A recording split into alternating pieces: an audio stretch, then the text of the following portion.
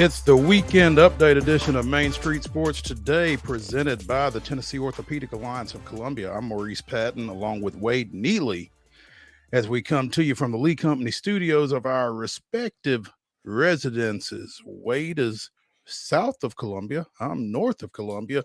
We'll be with you here for the next 2 hours discussing sports topics of local, regional, and national concerns. So stay with us.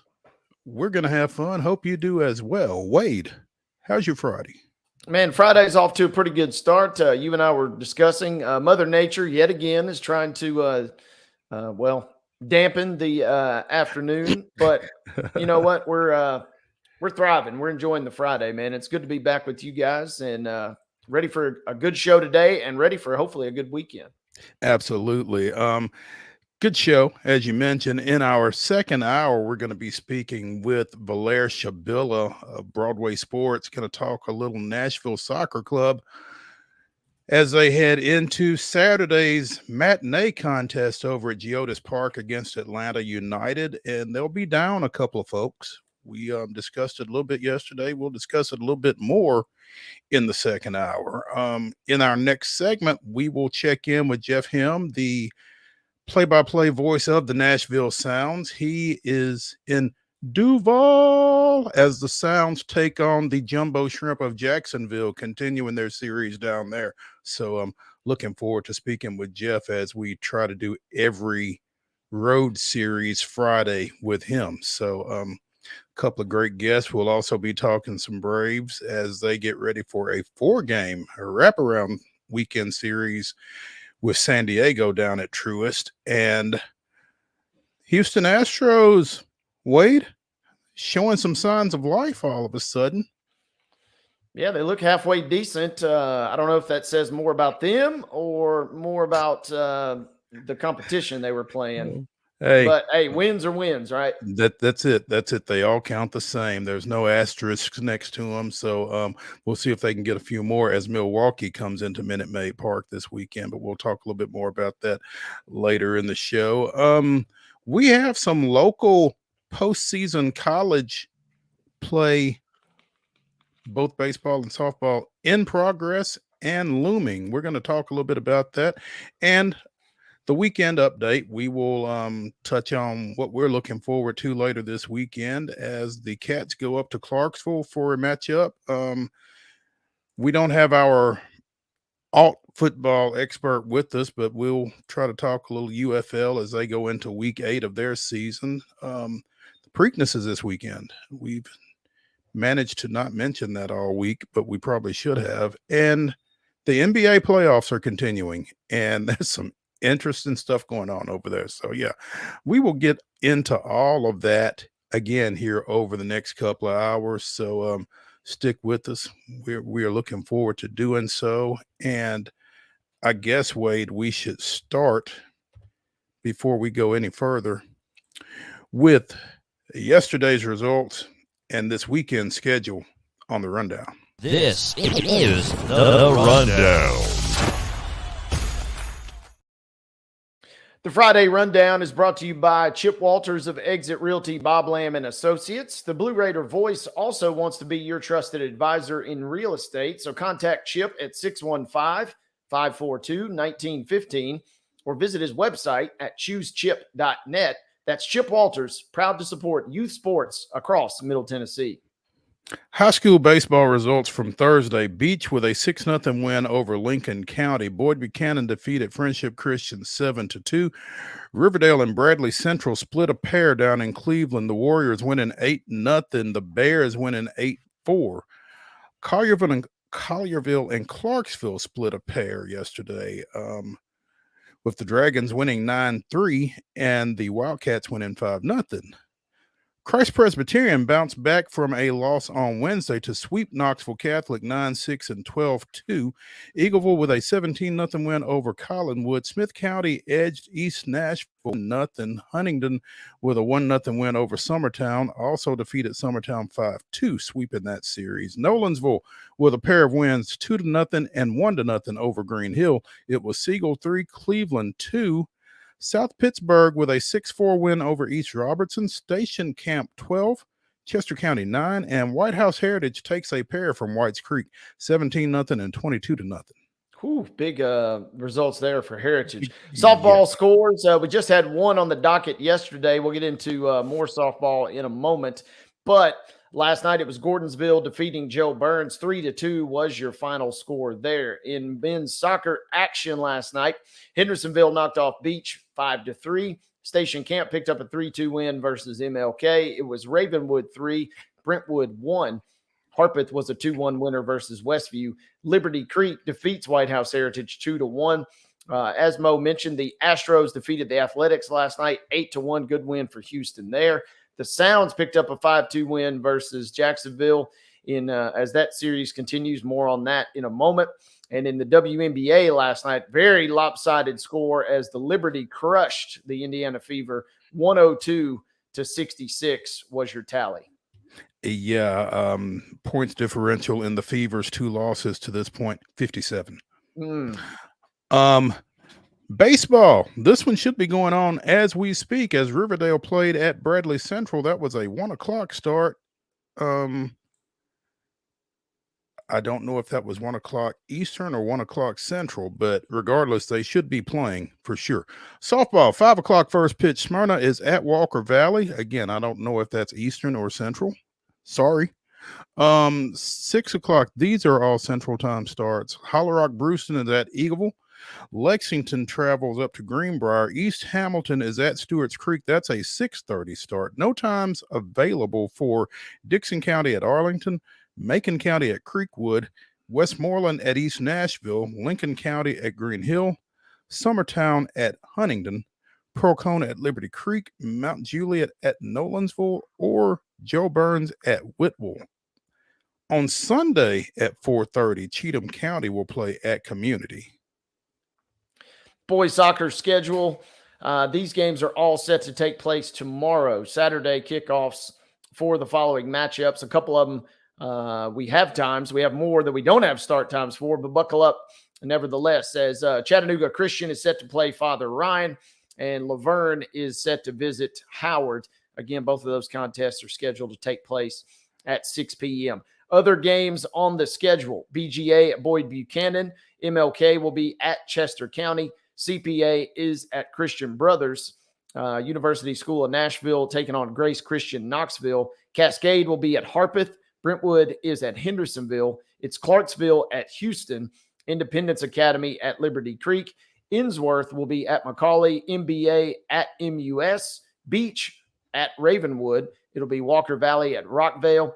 Bartlett will travel to Rossview. Central Magnet out of Murfreesboro will be at South Doyle. Lexington will travel to Station Camp. And White House Heritage will visit STEM Academy. Professional sports action this weekend, starting today in the majors. Again, at 6:20, San Diego is at Atlanta. You can see it on Bally Sports Southeast. At 7:10, Milwaukee is at Houston.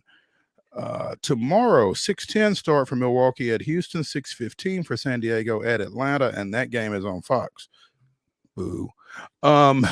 Sunday, 1:00 first pitch as Milwaukee and the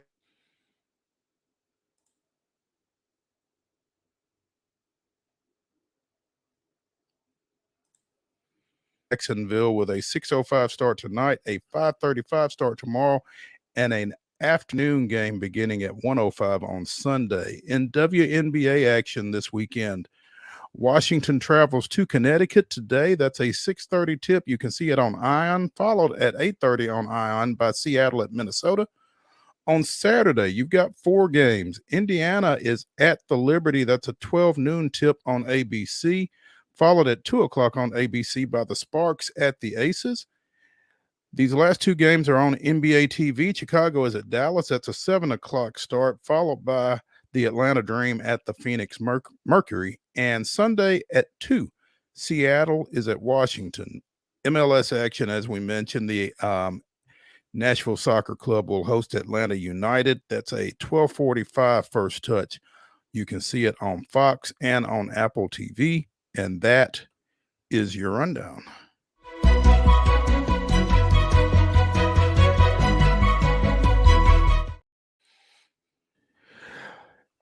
Our top story today brought to you, as always, by Piggly Wiggly over in Neely's Mill here in Columbia. Be sure and get through there for their delicious daily deli lunch or dinner options, as well as their hand-cut meats, and everything is cost plus 10% at the cash register. Piggly Wiggly in Neely's Mill in Columbia, bringing you our top story, and it's a doozy. Every sports media outlet in the free world has this, but I'm looking at an article on CBS Sports.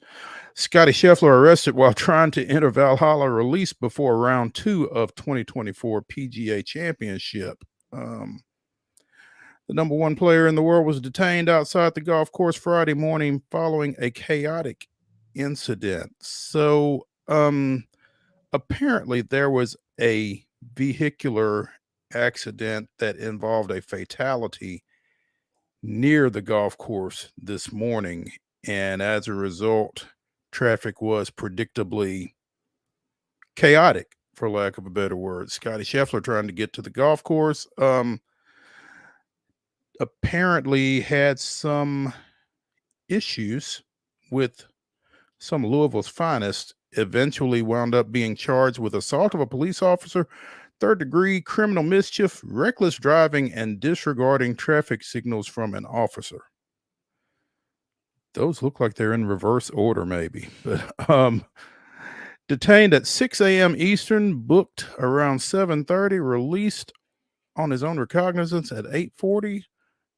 Arriving at Valhalla about a half hour later, he changed, ate breakfast, and eventually visited the driving range about 30 minutes before his rescheduled 10:08 Eastern tee time, in which he promptly proceeded to birdie the first hole. And what's the latest, Wade? Latest I've got, Scotty is 4 under for the day, 8 under for the tournament. He's in sole possession of 5th place. So despite a crazy morning, is coming out and playing pretty well, it looks like, and at least right now is in the top 5. A fatal accident involving a tournament worker being hit by a shuttle bus occurred outside the venue before Scheffler arrived. That slowed traffic near the entrance to the golf course and delayed the second round by an hour and 20 minutes. Scheffler, in an officially marked PGA Championship vehicle, was driving toward the golf course when a police officer stopped his car. Scheffler tried to enter the property after a confusing and chaotic exchange, according to ESPN's Jeff Darlington, who was actually on the scene. That's wild. The officer attempted to attach himself to Scheffler's car, per Darlington, at which point Scheffler stopped at the entrance and began following instructions to exit the vehicle. As he was complying, Scheffler was reportedly pulled out of the vehicle, shoved against it, handcuffed, and detained. So, interesting chain of events, to say the least. And obviously, I don't know that we know everything that has taken place, and we may not know everything that has taken place for some time, if ever. But that's just wild. Yeah, crazy situation. And I wake up this morning much later than Scotty Scheffler, and Much, yes, it was a crazy ordeal, as obviously very tragic with the situation, obviously with the loss of life there. Mm-hmm. But then things just get out of control and just wild as Scheffler. I got a number of different questions. Number one, I found it interesting that he was driving himself. I guess maybe didn't want to inconvenience anybody. He said, hey, to my driver, no need to get up that early. I'll just drive myself over there. But I found it was interesting. He was actually driving. And then the other crazy thing is that they had the delay at the event. If that delay had not occurred in regards to the tee times, I'd be really curious what would have happened. You're potentially looking at him obviously just having to forfeit or withdraw from the tournament. So it's crazy how all this worked out. And there's even video. You mentioned Jeff Darlington's got video right there on the scene, which is pretty wild. He even caught some loose commentary from the officers who didn't, shocker, enjoy him being kind of right there in the mix. Mhm. But as wild as that was, there's also video of at least a couple of guys. I know Will Zalatoris and Cameron Young. The traffic got so bad at some point for them, they actually just got out of the vehicles they were in and they just walked to the entrance about half a mile. So kind of a wild situation this morning.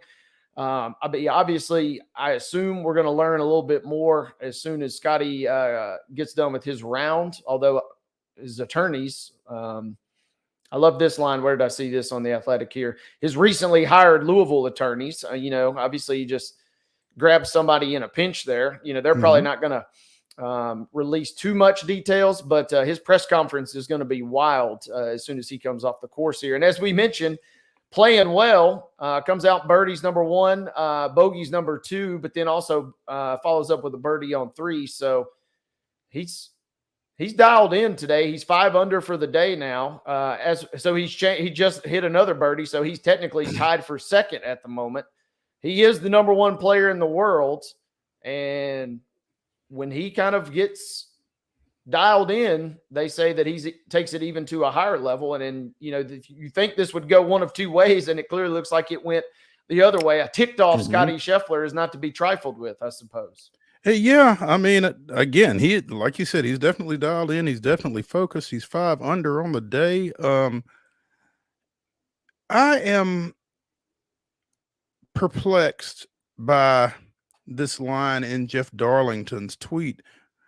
The police officer attempted to attach himself to Scheffler's car. Yeah, that's the one that's tripping everybody out, right? Was it really that critical to get him stopped? Yeah, I mean is he like dramatic much? Is this officer, just are they just hopping on the car and just hanging on for dear life saying, you better stop? Or I mean, how fast was he going even? I mean, it feels like all indications are that he was I mean, there was traffic. I mean, how fast could he go, but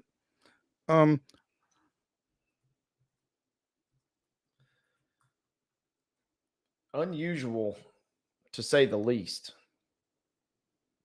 And the other crazy part, producer Mark just pointing this out, the craziest part about all of this is we've just talked. The craziest part about all this, and kind of like I lost you there for a second. That's okay. As Mark pointed out, Virgil has told us a couple times that Scotty is the squeakiest clean guy on the planet. And he's almost so squeaky clean, as dominant as he is, that he's kind of boring for golf. And I don't think this was a part of any new PR campaign to try and get him, a bad boy image, because that seems a little far-fetched even for him. But, man, very odd that the number 1 player in the world who's got this crazy clean image, you'd wake up and hear that he is arrested. I mean, I did like a triple take when I read that this morning. I literally woke up and saw this. Yeah, it's really bizarre. And obviously we'll be paying attention to his post-round press conference and what happens over the rest of the weekend and beyond with this. But it's eye-catching, to say the least. Let's go ahead and take a break here from the Lee Company Studios on Main Street Sports Today, presented by the Tennessee Orthopedic Alliance of Columbia. When we return, we'll be joined by Nashville Sounds play-by-play voice Jeff Hems. Stay with us after the break.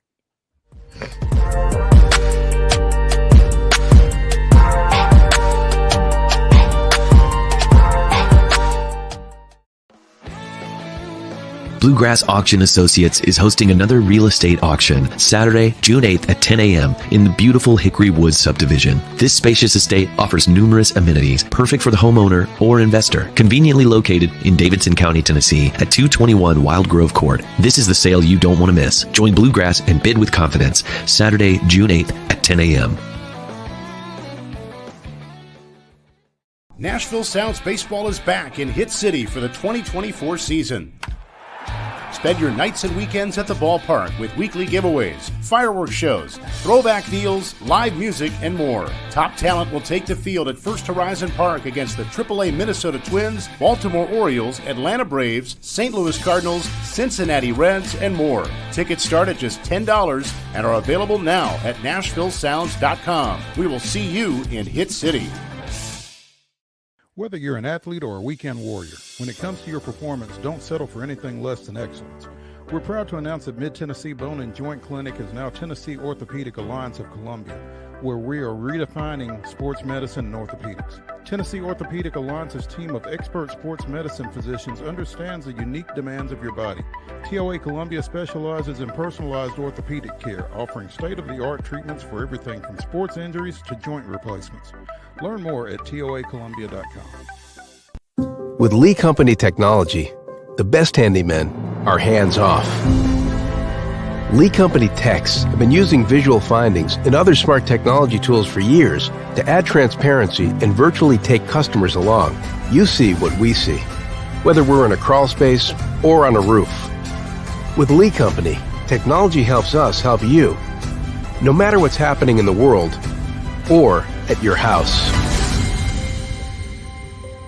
Jones & Lang Sporting Goods here in Columbia has been outfitting teams, officials, and anybody else from T-ball to college for 50 plus years. Be sure and check them out at 931-388-8060 or online at jonesandlang.com. Jones & Lang Sporting Goods, the look of a winner. Zion Christian Academy, zioneagles.org or 931-388-5731. You can schedule your appointment. Go tour their campus. It is beautiful over there, and you're definitely going to want to see it. Again, it's zioneagles.org. Give them a call, 931-388-5731, and schedule your tour today.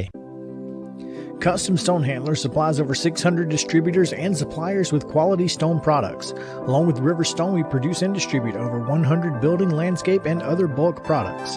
Our goal is to provide quality products, service, and partnerships to ensure our customers' success. We firmly believe that the measure of any person or company is how they treat other people and customers. Give them a call at 931-490-4990 or visit CustomStonehandlers.com. Piggly Wiggly, located in Neely's Mill Shopping Center, is Columbia's locally owned and operated Cost Plus 10 grocery store dedicated to serving the community with low prices and smiling faces. Piggly Wiggly offers fresh, hand-cut meats daily as well as daily hot plate lunches from their deli counter. You're certain to see smiling faces and a helping hand when you're here at Piggly Wiggly. Come by and check out our fresh produce, high-quality meats, and more. Down home, down the street, we'll see you at the Pig.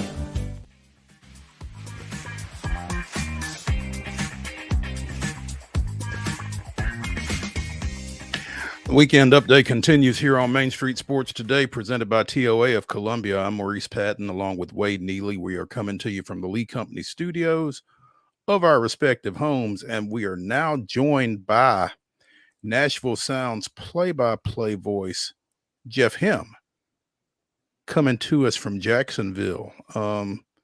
Jeff, we were talking about the PGA Championships in the previous segment. Have you had a chance to get the sticks out down there?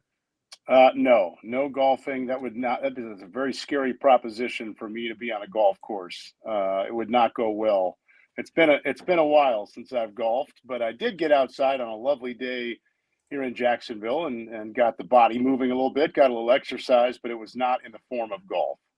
Gotcha. There are a lot of members of the team, though. I will say there are a lot of sets of golf clubs that are aligned along the wall near the clubhouse downstairs. So I think the Sounds contingent has had a good golf presence in Jacksonville so far this week. Hey, that's a good question. I know every team is different, but who is either the best Sounds golfer you've seen ever, Jeff, or who is maybe the current leader in the clubhouse on this year's team? Yeah, I firsthand haven't seen much other than our Sounds Foundation golf outing a few weeks ago. I was out there for a little bit. I didn't play in it, but I was watching a little bit. So I saw a couple of guys swing.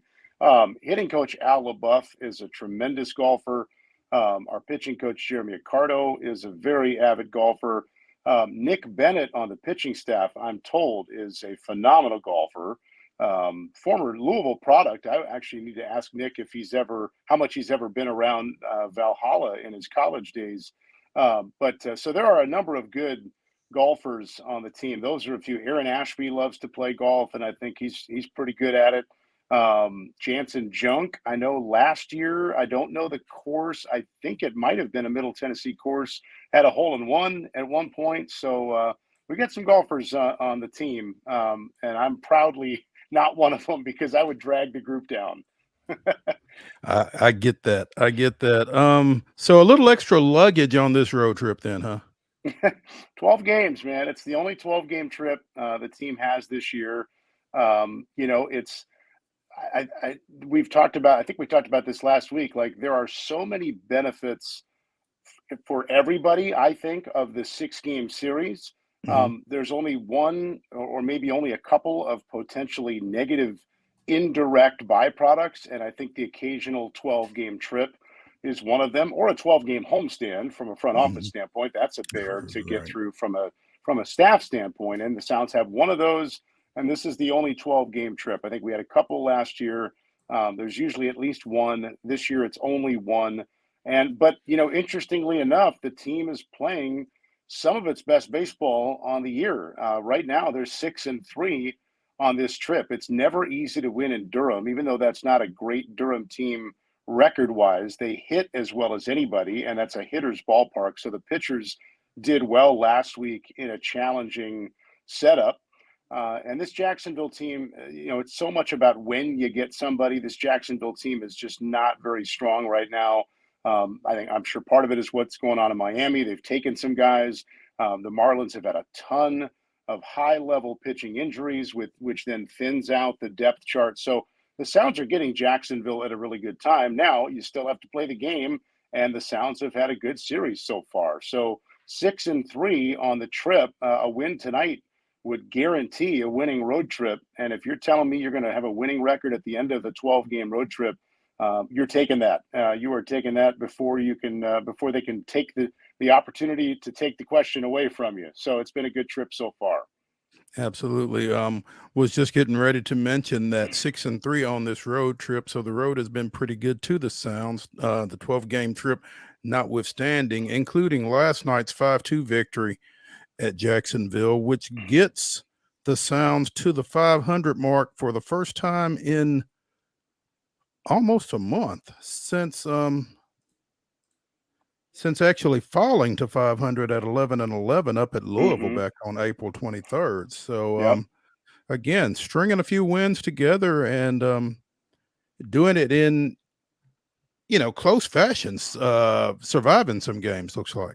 Yeah, there are two things that have happened to create this stretch, or the opportunity to have this stretch. One is that overall, from the big league level with Milwaukee, the Sounds, and the AA Biloxi level right below us, all three of those they all can go together at times, but individually, each of those three teams has gotten healthier in the last week or two. The Sounds getting Chris Roller back recently, and he just got up and he made his big league debut the other day. That's one guy that has come back. And Christian Yelich back for Milwaukee, and AA getting a few guys back. The depth chart has grown, which just creates good opportunity to win ball games at all three of those levels. Milwaukee, in this case, being the most important of them. So that's one. Everybody's gotten healthier, all three of those levels throughout the organization.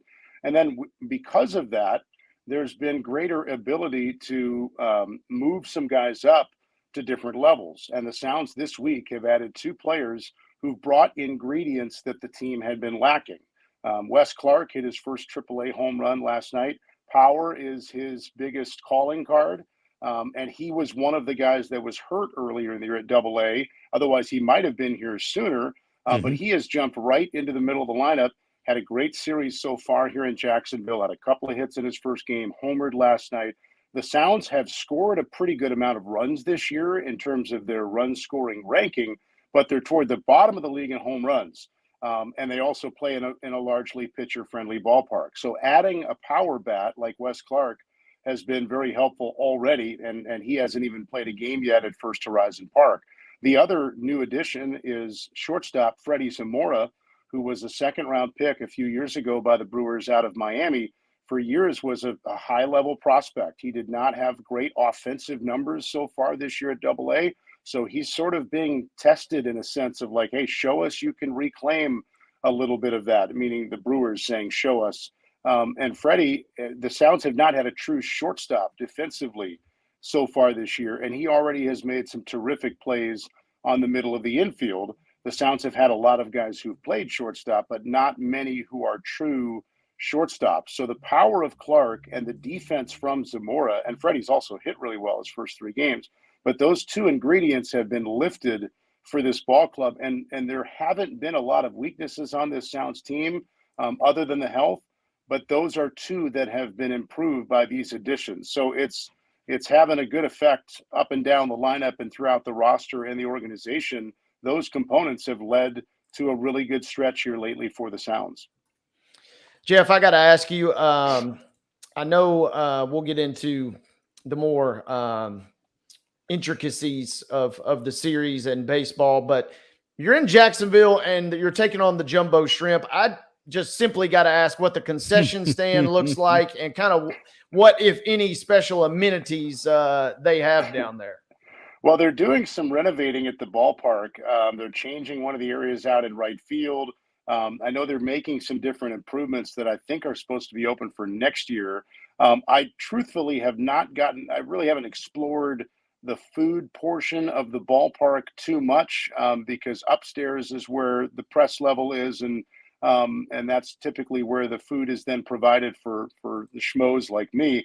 But I have not, so I can't say like, oh, they've got this amazing shrimp, entree downstairs. But the ballpark, it's a good setup, and we can wave to the Jaguars across the street there. They're out in the right field corner there, if that's showing up very well. And we got palm trees all around the park. Like it sounds kind of weird to say, but like you come to Florida, visually for me, it's like, well, I want to feel like I'm in Florida. Well, I can see a bridge that's going over the nearby river. I can see palm trees everywhere I look, and there's the Jaguars Stadium. So like, as I'm calling the game in Florida, it feels like you're in Florida. Sometimes the backdrop does not necessarily reflect where you might be. So I enjoy coming here for like the sightlines and the vibe. There's great food in this town that I've gotten to enjoy. I can't vouch for their ballpark food necessarily, but I have no reason to think it wouldn't be pretty good here given where we're at.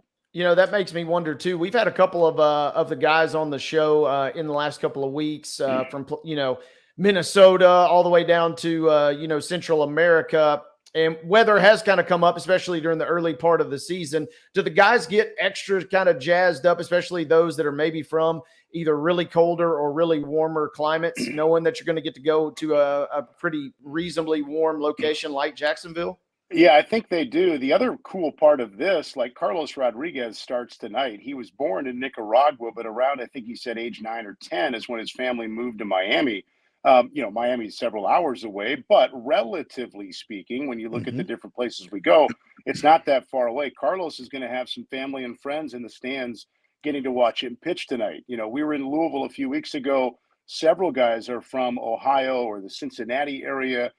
Chad Patrick made a start. He's from Crown Point, Indiana, which at that point was only a few hours away. Family and friends got to see him. Last week in Durham, Noah Campbell, who subsequently got sent back to AA, but had a great week in Durham. He's a Raleigh-Durham native. So I think that's what I observe gets some guys really jazzed up, where it breaks up the potential monotony of sort of the schedule and the destinations you go when, hey, you're close to home or you've got family in town. Or when we were in Louisville, Nick Bennett pitching and having played at Louisville. And so those components are always kind of a cool feature within the schedule when, hey, we're playing a 6-game series, no matter where we're playing, those are kind of a dime a dozen. It becomes a little bit more special when you get that component too. So I know Carlos, who's been pitching great, is looking forward to tonight.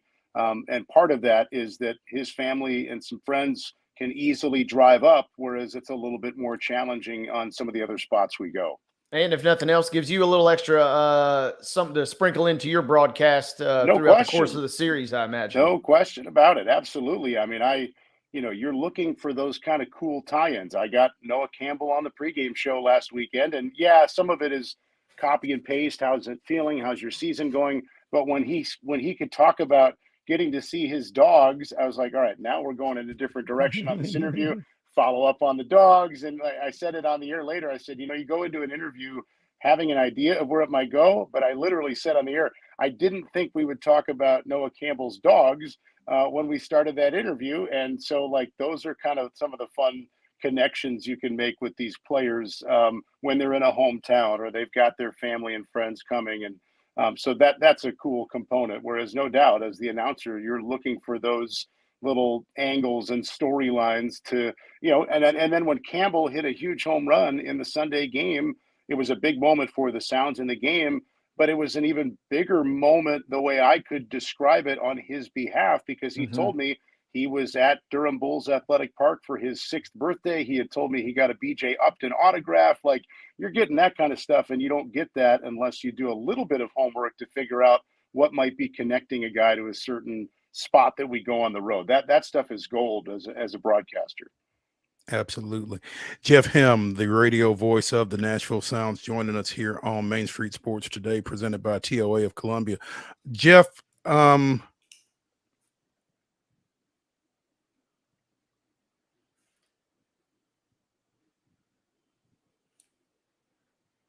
days start to run together, but the point I'm trying to make, Robert Gasser has been really good for the Brewers over his first couple of starts. Oh man, it's so cool to see. Like, that stuff just never gets old. Like, part one is just the amazing story of anybody getting to the big league level. That in and of itself is a major accomplishment that is sometimes I don't think give it enough credit, because it's just so hard to get there. That right there, whether he gets crushed and comes back and never gets back, like, it's still an amazing accomplishment. Then to do what he's done for a first place team is really cool. It's also cool when you see the potential in a guy at AAA, and you're just hoping when he does get that shot that some of what has led to that success can bear itself out at the major league level, and that has come through. Robert Gasser is not necessarily doing anything differently up there than he ever did down here. Harder level, no doubt. Overall better hitters, no doubt. But he's still the same pitcher. He's still throwing the same pitches. He's still taking the same approach, and it's getting big league hitters out just like it got AAA hitters out.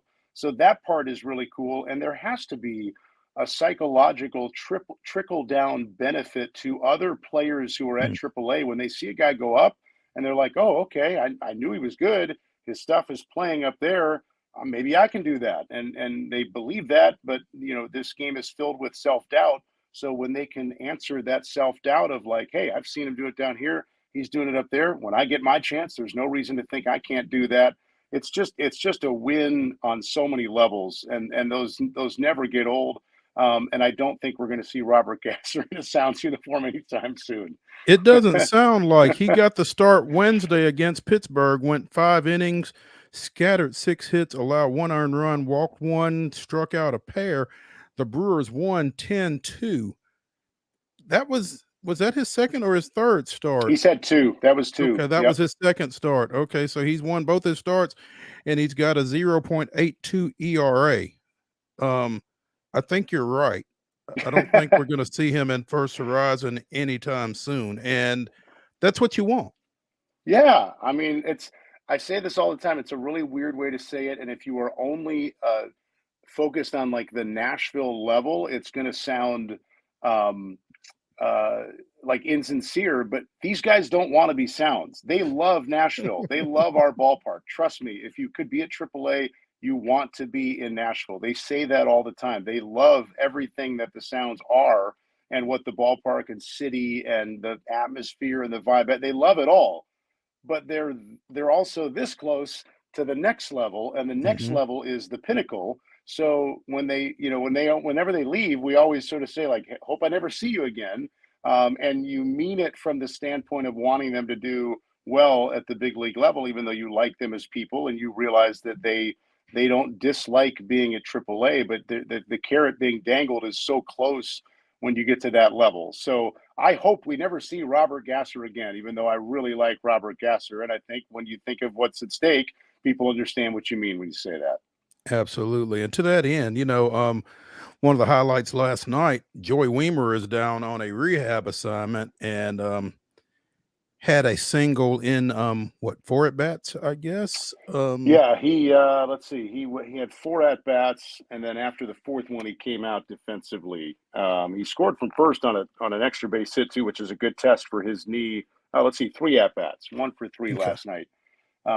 But looked good, yeah, and played a partial game by design. He's going to DH tonight, so I don't know what the plan is for how many days he'd be here, and he's got to get up to playing a full 9-inning game where he's playing on defense. Make sure you feel okay the next day. Maybe do that back-to-back days, and then you're checking boxes.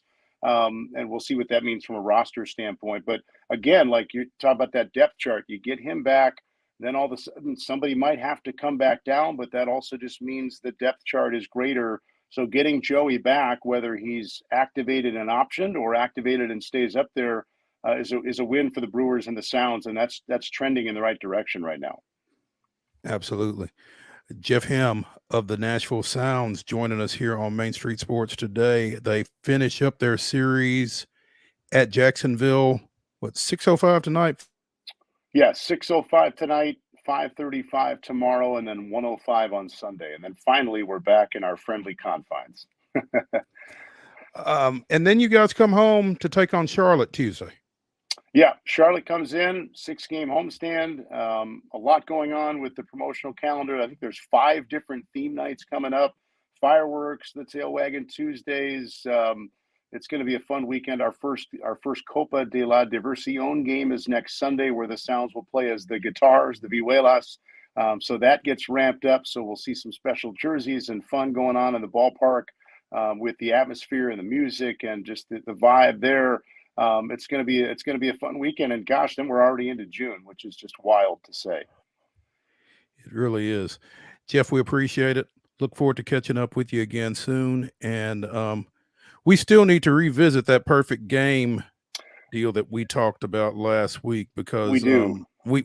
I need to get a little bit more educated on that. And I would just love to know what's being said in the clubhouse and in clubhouses across professional baseball about that topic, because there's a lot there to unpack. But we will catch up and enjoy the rest of your weekend down in Jacksonville.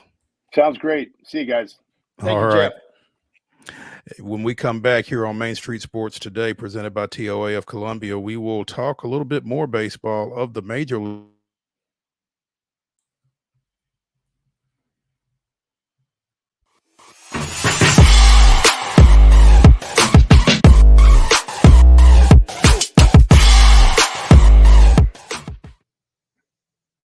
Wild horses are coming to Franklin. The Mustang Heritage Spectacular. 4 days of celebrity freestyle, liberty training, trick riding, and extreme Mustang makeover. Plus the shopping. Over 100 vendor spaces with clothing, food, home goods, and things you can't find anywhere else.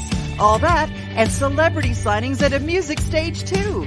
June 20th through 23rd at Williamson County Ag Expo Park. Don't miss a moment with a weekend pass. MustangHeritageFoundation.org for tickets. Hello, race fans, and welcome to Nashville Super Speedway. That's right, guitars and fast cars right here in Music City. This summer, NASCAR is back at the Nashville Super Speedway. Get your tickets now to watch your favorite driver take on the 1.33 miles of concrete chaos.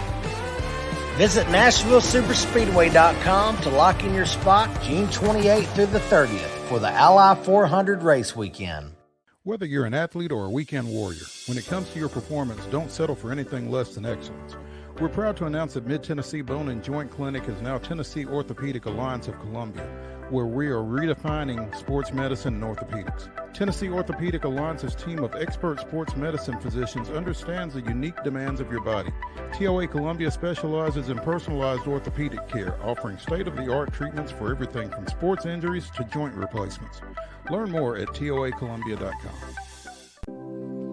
Custom Stone Handler supplies over 600 distributors and suppliers with quality stone products. Along with River Stone, we produce and distribute over 100 building, landscape, and other bulk products.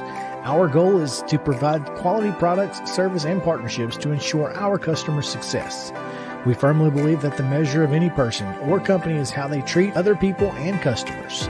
Give them a call at 931-490-4990 or visit CustomStonehandlers.com. Nashville Sounds Baseball is back in Hit City for the 2024 season.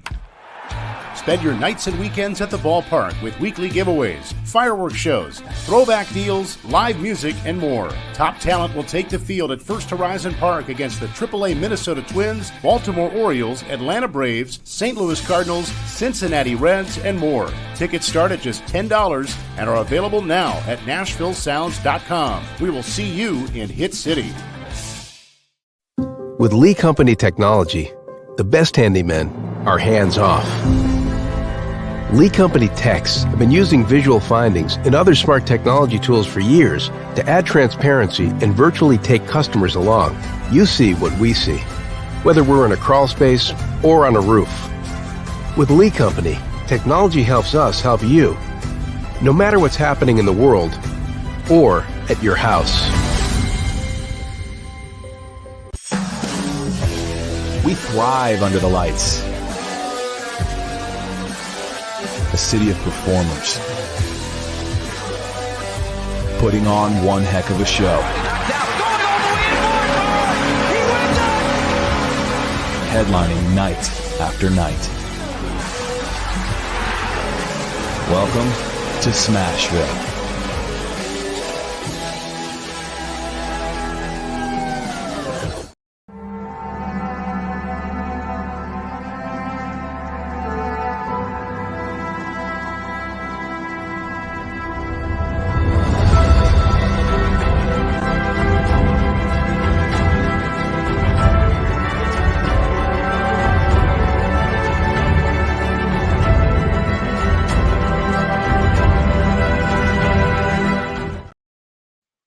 May 17th, 1970, Hank Aaron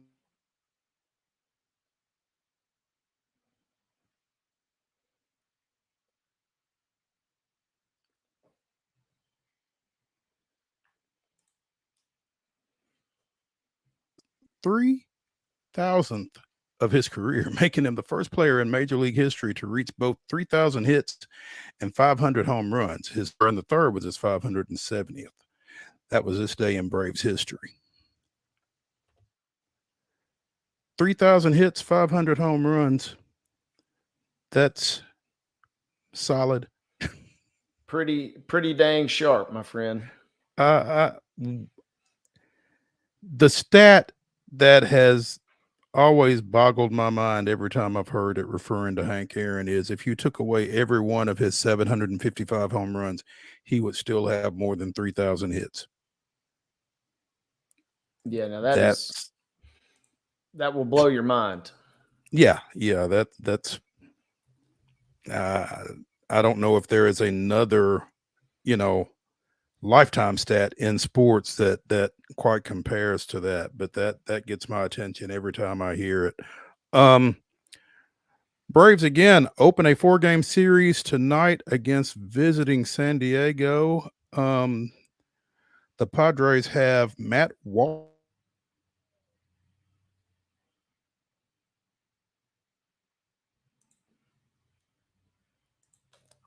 5.49 ERA for the 22-24 Padres.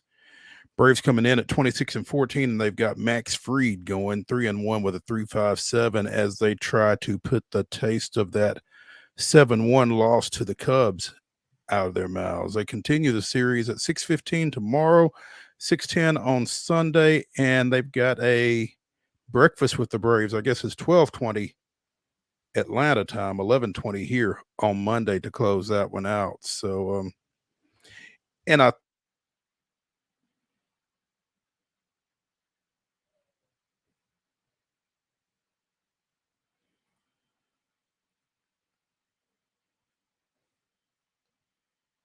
at the week talking about AJ Minter and not talking about him in glowing terms, although I think his last outing resulted in a save. So, life is good. I didn't get to see Wednesday's game, and it's just as well. But hopefully they can get It's funny when you say hopefully they can get going in the right direction, and you're referring to a team that's 26-14, but hopefully they can get going in the right direction against San Diego this weekend.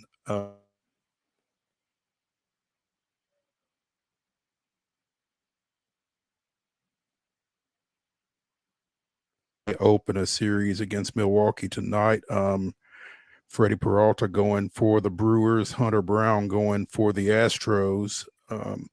7:10, 6:10 tomorrow, 1:10 on Sunday. And as you mentioned, there are those that might say, well, maybe it's the schedule, but maybe the Astros are coming around. I think you'll know a little bit more about them after this weekend. I think so. And the good news is maybe that's enough of a shot in the arm to kind of put them in the right direction. As got a great effort last night for Christian Javier.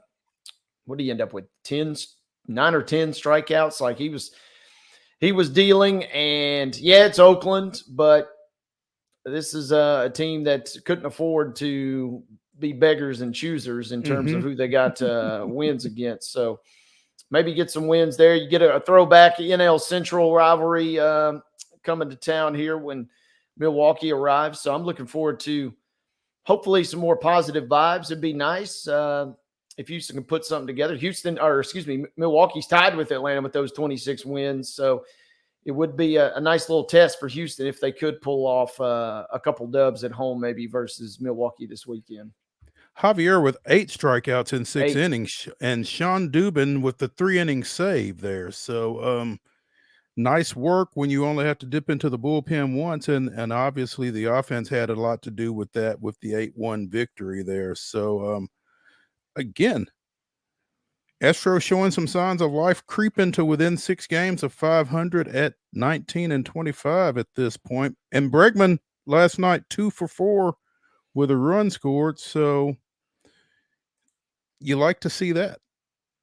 You can't stop him right now. You can only hope to contain him. And they're doing this too. I forget what's going on. Altuve had missed a couple games, but he's back at the top of the lineup now. He had a hit and kind of setting the table. Kyle Tucker's been the guy that's really been kind of keeping them afloat, what little bit they have been afloat thus far. So if you get Bregman going and maybe somehow, some way the pitching kind of starts turning around, they could be formidable. And the good news is the rest of that division, they're still only 5 games back because not Milwaukee, Seattle is in first place, but they're 4 games above 500, and Texas only at 1 game above 500. Houston is the hottest team. Obviously, you might suspect that after a sweep, but they're the hottest team in the division over their last 10 with 7 wins. Nobody else has more than 5 in that period. So they're kind of trending in the right direction. And yeah, it's going to be a fun series heading into this weekend versus an old foe. Yeah, nobody's really taking control of the West. So, if you're Houston, you kind of want to take advantage of the fact that, we can string some wins together. We're still in this thing. And we, at some point they got to still feel like, we are the Houston Astros, right? Yeah, I think they haven't been able to kind of puff their chest or flex that old school swagger at all really this year. They never got off to a fast enough start to kind of do so. And I don't know if you put a lot of stock into that, but at some point that does kind of carry over. And the one critical thing was the managerial staff had said this, and I mentioned it on the show a couple of weeks ago, was the veterans were trying to do too much almost because they knew that they were playing subpar ball. And so in an effort to kind of rewrite the ship, or right the ship, so to speak, they were kind of overextending themselves. Right. And now it seems like they've settled into a groove. But yeah, you let them get a little confidence, and then you maybe play, some more teams like the Athletics or the Angels, or maybe even start picking off games versus the Rangers in the next couple of weeks. And then I think they'll be right back where they need to be, hopefully. Yeah. Pittsburgh is playing right now at Wrigley Field against the Chicago Cubs. And it appears Paul Skeens is doing Paul Skeens things.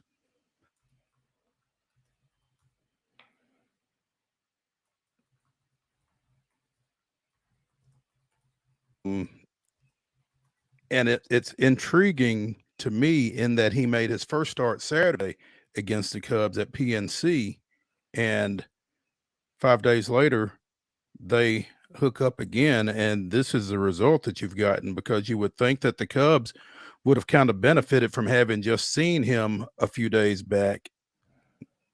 Apparently not. Oh, by the way, 10 strikeouts, 1 walk, no hits. He's been tearing it up and looking pretty good in his 2 starts, and he's got some competition, no doubt. Shota Imanaga on the Cubs is right there, but Rookie of the Year is something that probably will get tossed about for this guy. If he keeps this up, I don't know how you don't certainly mention his name in that manner. And when you see a young pitcher like a Paul Skeens, like a Robert Gasser, who we just discussed in the last segment with Jeff Him, when you see this kind of thing, you kind of wait for the other shoe to fall, but it doesn't have to fall. So we'll see. I don't know how many pitches he's thrown. 81. He's thrown 81 pitches in 5 innings. So, if this does continue in this direction, he's going to get some help at some point. But this is kind of what folks, particularly Pirate fans, were waiting for while he was down at Indianapolis. So I'll be intrigued to see how much longer he stays in this ball game and what that K number and what that hit number looks like at the end. So,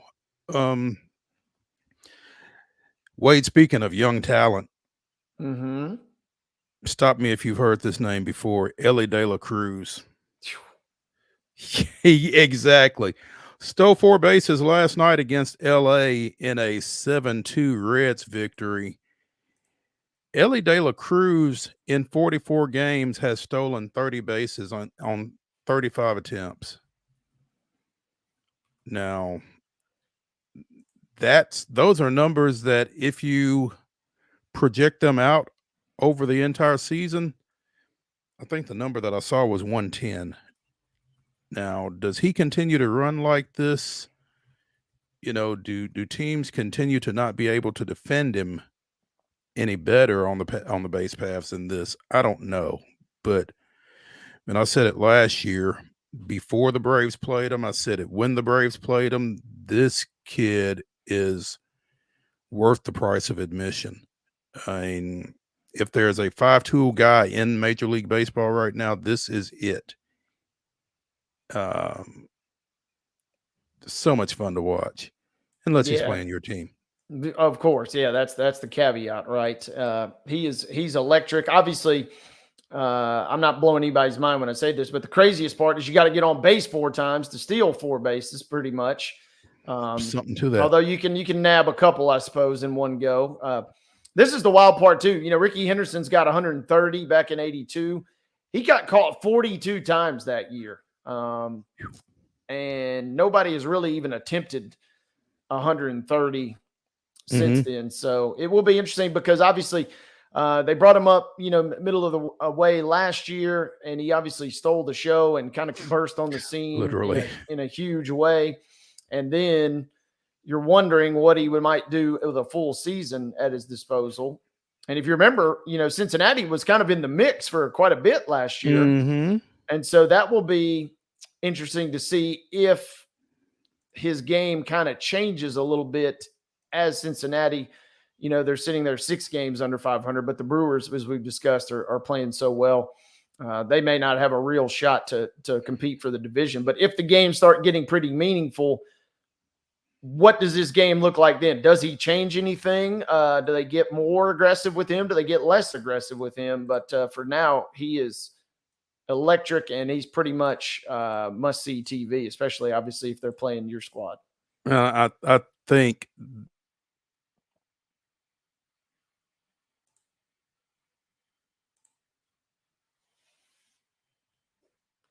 care of it even better, I think. So we'll be keeping an eye on that, and we will be heading into the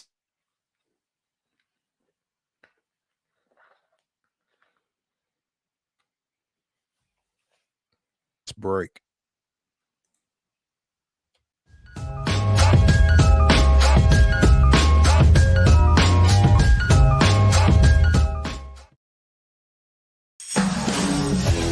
We thrive under the lights. A city of performers. Putting on one heck of a show. Headlining night after night.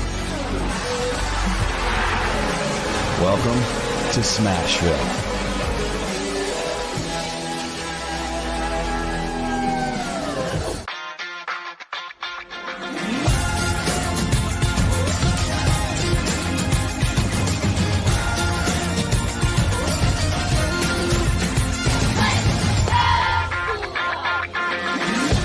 Whether you're an athlete or a weekend warrior, when it comes to your performance, don't settle for anything less than excellence. We're proud to announce that Mid-Tennessee Bone and Joint Clinic is now Tennessee Orthopedic Alliance of Columbia, where we are redefining sports medicine and orthopedics. Tennessee Orthopedic Alliance's team of expert sports medicine physicians understands the unique demands of your body. TOA Columbia specializes in personalized orthopedic care, offering state-of-the-art treatments for everything from sports injuries to joint replacements. Learn more at toacolumbia.com. With Lee Company technology, the best handymen are hands-off. Lee Company techs have been using visual findings and other smart technology tools for years to add transparency and virtually take customers along. You see what we see, whether we're in a crawl space or on a roof. With Lee Company, technology helps us help you, no matter what's happening in the world or at your house. Jones & Lang Sporting Goods here in Columbia has been outfitting teams, officials, and anybody else from T-ball to college for 50 plus years. Be sure and check them out at 931-388-8060 or online at jonesandlang.com. Jones & Lang Sporting Goods, the look of a winner. Zion Christian Academy, zioneagles.org or 931-388-5731. You can schedule your appointment. Go tour their campus. It is beautiful over there, and you're definitely going to want to see it. Again, it's zioneagles.org. Give them a call, 931-388-5731, and schedule your tour today. Piggly Wiggly, located in Neely's Mill Shopping Center, is Columbia's locally owned and operated Cost Plus 10 grocery store dedicated to serving the community with low prices and smiling faces. Piggly Wiggly offers fresh, hand-cut meats daily as well as daily hot plate lunches from their deli counter. You're certain to see smiling faces and a helping hand when you're here at Piggly Wiggly. Come by and check out our fresh produce, high-quality meats, and more. Down home, down the street, we'll see you at the Pig. Nashville Sounds Baseball is back in Hit City for the 2024 season. Spend your nights and weekends at the ballpark with weekly giveaways, fireworks shows, throwback deals, live music, and more. Top talent will take the field at First Horizon Park against the AAA Minnesota Twins, Baltimore Orioles, Atlanta Braves, St. Louis Cardinals, Cincinnati Reds, and more. Tickets start at just $10 and are available now at NashvilleSounds.com. We will see you in Hit City.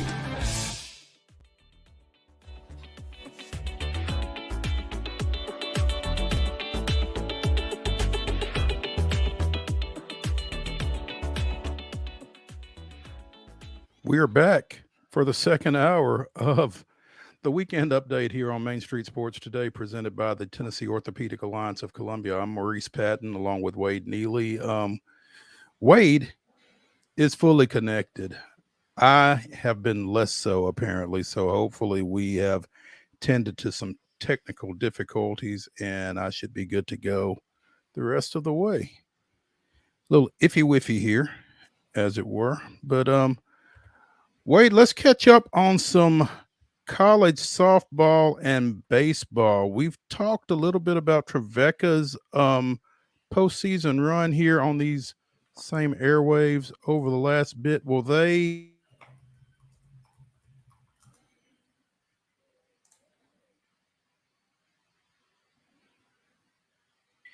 it became quite the affair, but eventually they wrapped up with a 6-0 loss yesterday up at UIndy to drop that best of 3 series. That was the third game of the series. They lost the first one 4-0, played through some rain and some delays and that kind of thing. 1-0 to force that third and final game, and again lost that 6-0. So finished up a 47-15 season. I think this was their first super regional appearance. So congrats to the Lady Trojans there. Heck of a year.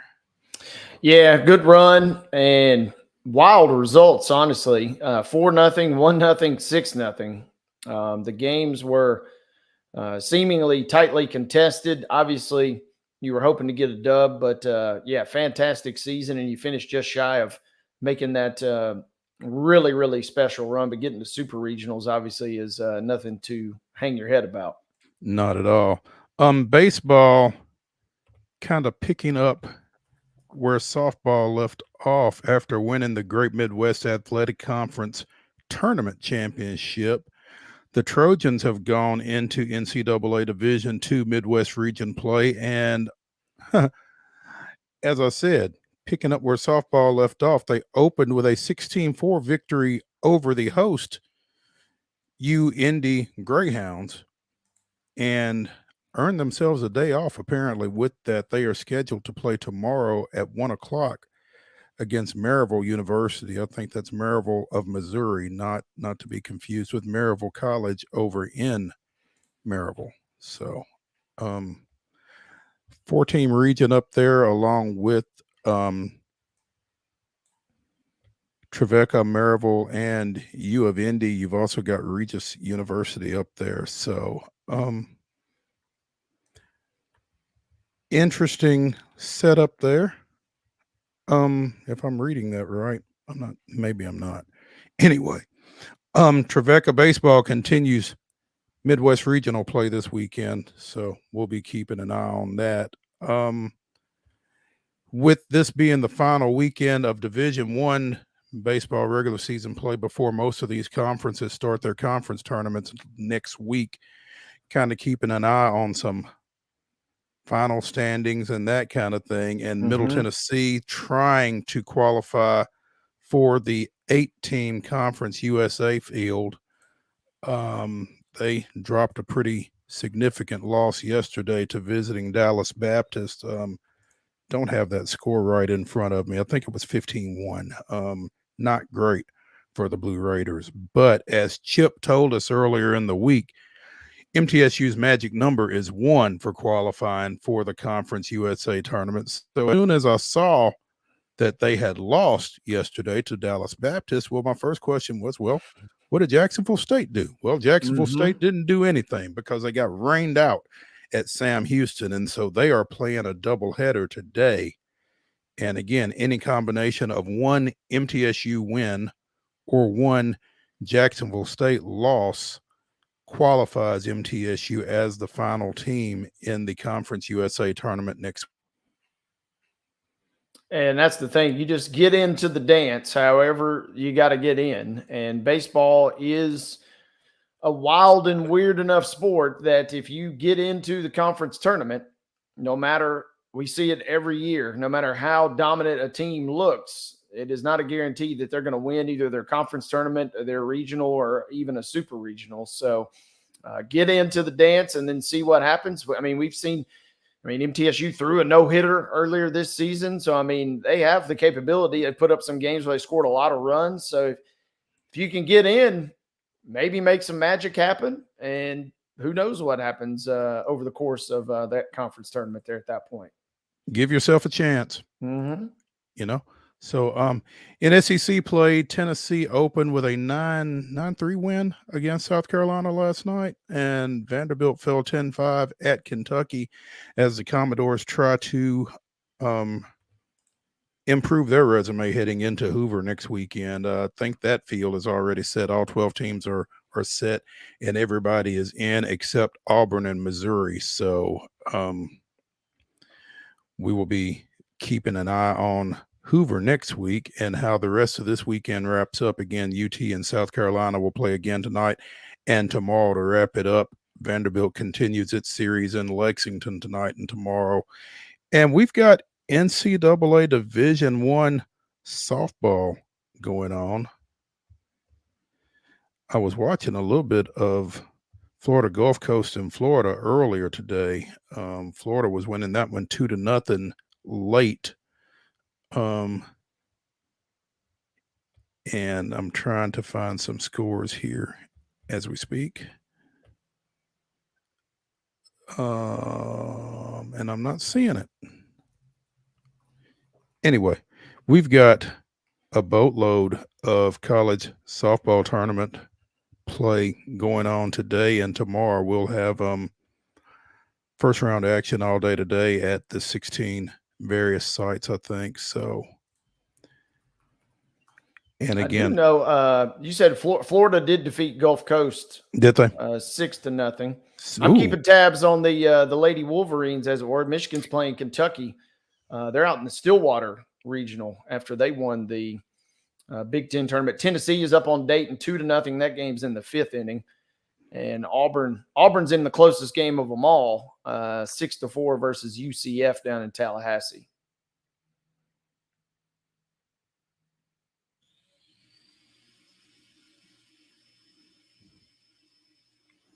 Wait, are you still there?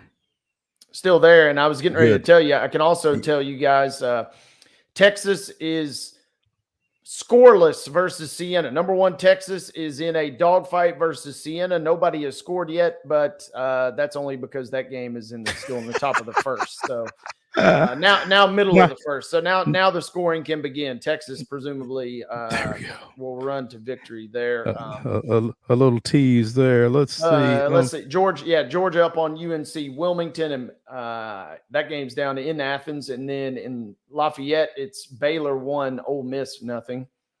And pretty close game right now, Moat. LSU's only leading Jackson State 1-0 in the Baton Rouge Regional. That game is in the 4th. It's in the 4th. Okay, I've got the bottom of the 3rd here. So yeah, that makes sense with my Wi-Fi being what it is. So okay. We've already got some finals apparently.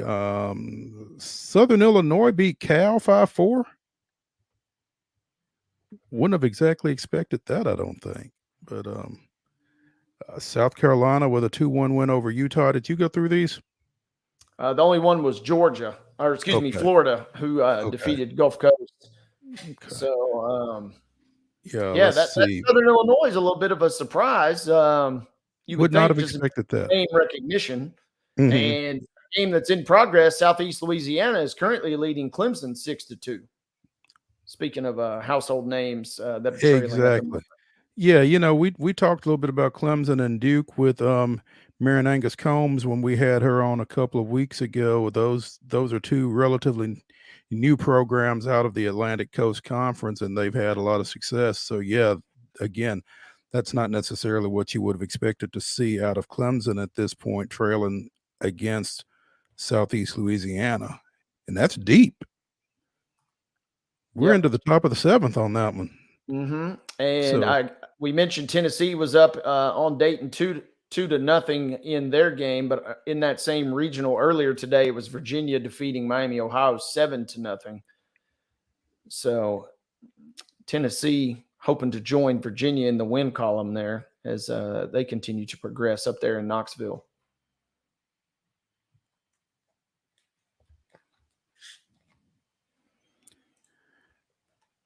Wow. We're struggling a little bit, we being me. So I'll tell you what, Wade, let's go ahead and go to a break here real quick and see if I can get some things adjusted here and come back to the Lee Company studios on Main Street Sports Today. We are just ahead of having VALAIR SHABILLA come on with us to talk a little Nashville Soccer Club talk. So stay tuned with us after the break, and we'll see what we can get done between now and then.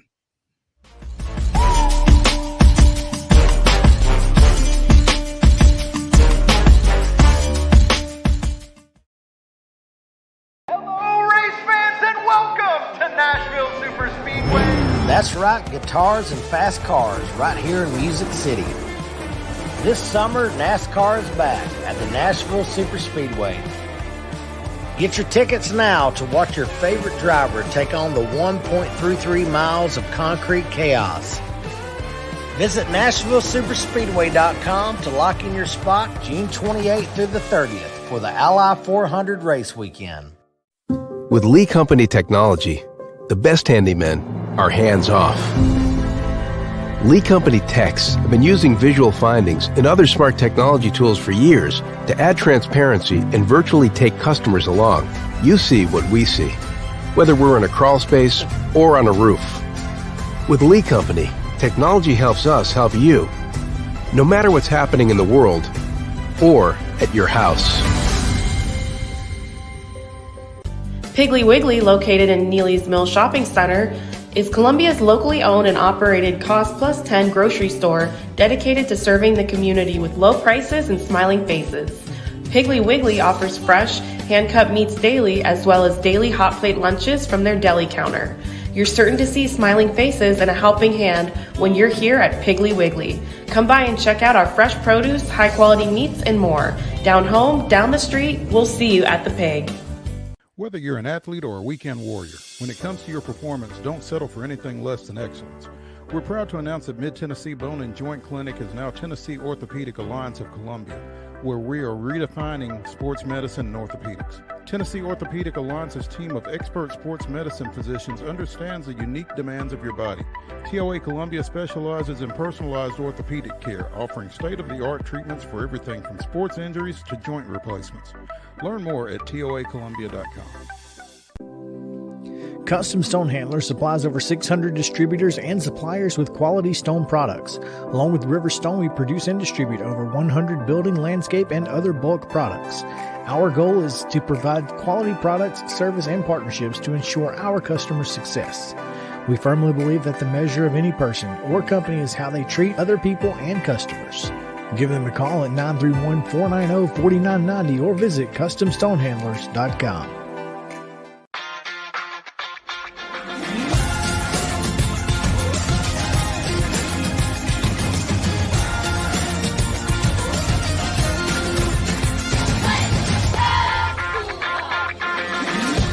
Wild horses are coming to Franklin. The Mustang Heritage Spectacular. 4 days of celebrity freestyle, liberty training, trick riding, and extreme Mustang makeover. Plus the shopping. Over 100 vendor spaces with clothing, food, home goods, and things you can't find anywhere else. All that and celebrity signings at a music stage too. June 20th through 23rd at Williamson County Ag Expo Park. Don't miss a moment with a weekend pass. MustangHeritageFoundation.org for tickets.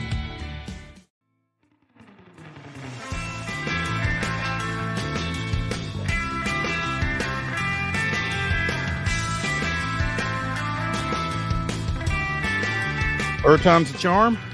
Maybe. Come on. We are continuing with the second hour of the weekend update here on Main Street Sports Today, presented by the Tennessee Orthopedic Alliance of Columbia. I'm Maurice Patton, along with Wade Neely, coming to you from the remote Lee Company studios of our homes. And my home's Wi-Fi is giving me fits. So hopefully we can get through this next 42 minutes here till 4 o'clock without any further interruptions. We'll see how that goes. In a few minutes, we should be joined by VALAIR SHABILLA, talking a little NSC. If you've not heard, they made a coaching change yesterday. We discussed it a little bit here yesterday, but we did not get Wade's input in that. Wade's probably a little bit more knowledgeable than either Chris or I, probably more knowledgeable than Chris and I. But Wade, what were your thoughts about that? Well, my immediate thought was it's always interesting or funny whenever you have a decent result and then you see this news. And after they picked up the win at midweek, you wake up the next morning and you read these headlines, and it was kind of caught me off guard. The other thing that kind of caught me a little off guard, and we'll chat with VALAIR about it in depth, but was, I think there were rumblings, maybe even from the start of the season, that Gary's job potentially was in jeopardy. But then as the season went along, it didn't feel like there was this major groundswell outside of, the real kind of diehard supporters that were kind of already had made up their mind. So in a sense, it seemed like it just caught me a little off guard with the win at midweek, and then also the fact that we hadn't reached that critical mass where like, hey, this guy's got to go. So it kind of just took me a little by surprise of the timing. But you could also obviously make the argument that those really in tune and those that are the decision makers had kind of seen what they needed to see, and a win at the middle of the week wasn't going to change that potentially, or, the plan going forward wasn't going to change that. So they felt compelled to make the move when they did. And that's why we will have a new manager for the first time in the professional, modern era of the program's major history here. Absolutely. We are now joined by VALAIR SHABILLA to talk a little everyone in. VALAIR, what was your reaction? Good afternoon. What was your reaction to the news from yesterday morning that Gary Smith would not be going forward as coach of NSC? Yeah, it's similar to what Wade said. Thank you for having me, by the way, and good afternoon to you as well. But similar to what was said, I mean, I think I've said it before. I don't think it's an unfair thing to do for Nashville SC at this point of how far kind of Gary Smith have gotten them. I do think the timing of it was the most shocking. I don't think anybody was surprised that he was relieved of his duties, but the fact that it happened between these two games, I mean, we talked to him to prep for the Atlanta game, which is tomorrow. And after winning the Wednesday night game, and somewhere in between there, they let go of the coach. I think it's a very weird thing to do it in between those two games. At the same time, look, if that's the decision, I think there's some strategic thing behind this. Letting go of Gary Smith right now means that Nashville SC are the first team in MLS this season to let go of their manager. That means they have every single candidate out there to interview right now for this position before anyone else even gets a chance to do so. So I think there was a little bit of that going into their minds as well. We haven't heard anything about who the possible candidate is because this news just happened yesterday, obviously. If I had to guess, the only reason why it would make sense to kind of let go of him in between those two games is because they have something cooking or something's coming up. That would be my only guess onto why they would do it in between these two games. You have a rivalry game coming up against Atlanta, mid-afternoon game. Team just won. Seems like a really weird time to do it, but that would be my guess. That was kind of our thought as well, VALAIR, that, the team just won. They lost over the weekend over at Charlotte. It might have made a little bit more sense earlier in the week, but I guess if you've decided that that's the direction that you need to go in, then you need to go ahead and go that way. Yeah, I also think, like in terms of Gary himself, I think he might have known going into the game. I wouldn't be surprised if he did know coming into the game, and the way he answered certain questions post-match made me think that maybe something was told to him beforehand. I don't think any of the players knew. I think that's something that maybe he told them after the match. Yeah, I mean, look, I want to talk a little bit about Gary Smith because I think what he did for Nashville SC is huge. And I think it might go unnoticed because of how it ended, which didn't end well, obviously. We heard very loud boos when he was announced in the stadium, which is honestly very disappointing for the way that he helped Nashville SC become this sort of what I described as victims of their own success and victim of his own success for the most part, because they haven't missed the playoffs. They've never missed the playoffs. And if you look at expansion teams, that's not the story. You look at Cincinnati, you look even at Inter Miami with huge money coming in. They still didn't. You look at Austin, they had one good season. You look at St. Louis right now, this is their second season. They're struggling. So Charlotte, the highest they've made it is a play-in game last season. So when you look at all these expansion teams struggling and you look at Nashville SC making the playoffs every single year, yes, of course you want to win trophies. That's what you play the game for. But at the same time, the floor was so high that it almost made it impossible to succeed unless you win that trophy, unless you bring that trophy. And a lot of that was thanks to Gary Smith, what he did with limited resources when they first came into the league. Now, the salaries just got released yesterday, right before the announcement got released, and Nashville SC have the 4th highest payroll in MLS now. That wasn't always the case. They were in the bottom, or at least in the middle, for the most of his tenure. This is the first year that they are the 4th highest payroll, which I'm sure we'll get to in a second.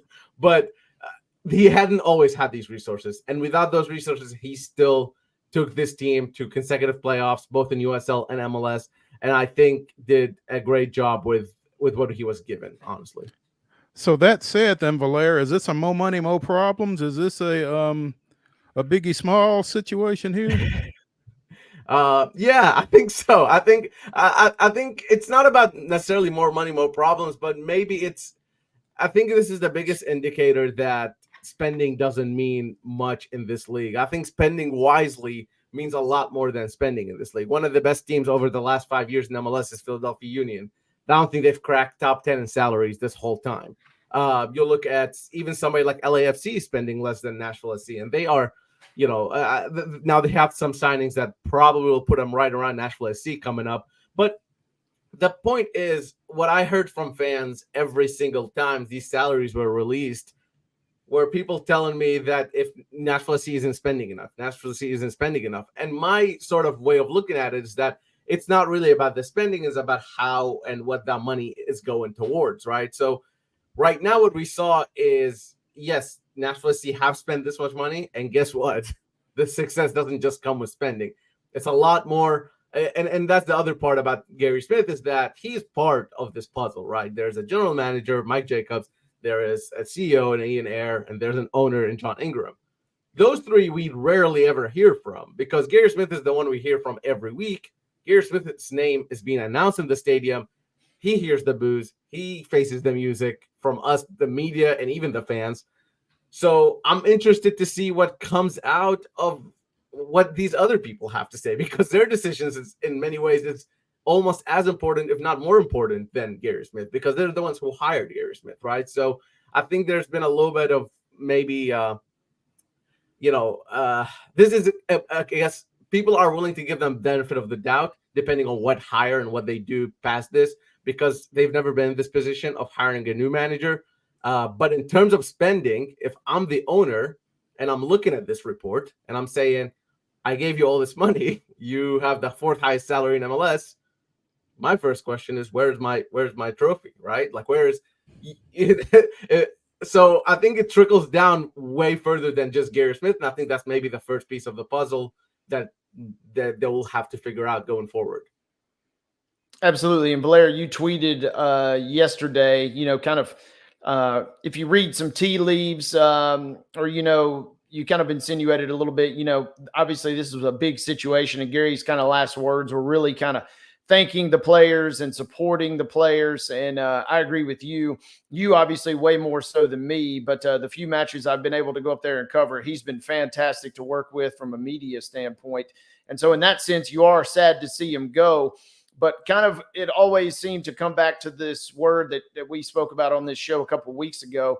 Just seems like it was stale or flat. And especially when you kind of drop the knowledge on us that the payroll was so high, that obviously makes it look even more stale or flat. And is this a chance now for Nashville? And I want to ask you maybe about candidates in a moment, but is this now a chance for Nashville that maybe we quote unquote plateaued to a certain extent, and now here's a chance to really maybe hopefully take it to an even higher level? I think it's a clean slate for them here. I think for Nashville SC, it's a clean slate. I don't think there are many expectations to do much this season, even though if they get the right hire in, I think they can still compete this season, honestly, because it's so early on, again, which is why they probably made this move early on. I do think it's a clean slate for them, and I think this kind of it is honestly an end of an era in a lot of ways. I am curious to see what sort of manager they go after, and we have almost zero data to tell us how they handle a situation like this, because this has never happened. Nashville SC has had one manager since the day they were formed back in USL to yesterday. They've only had one manager. They've never had to do a manager search. They've never had to interview managers before. So we don't know what that process looks like. We haven't seen it to where if you look at even like the Titans or something like that, that process is a lot more transparent first and foremost in the NFL. So you get to hear about all these interviews. It's not like that in MLS. It's not like that in any soccer anywhere in the world. You might hear some ramblings here and there, but it's not going to be as transparent as something like the NFL, for example. So all that to say, I think what they have in front of them here is an opportunity to maybe take what they learned from Gary Smith. Nashville SC is no longer an expansion team. This is their 5th year in MLS.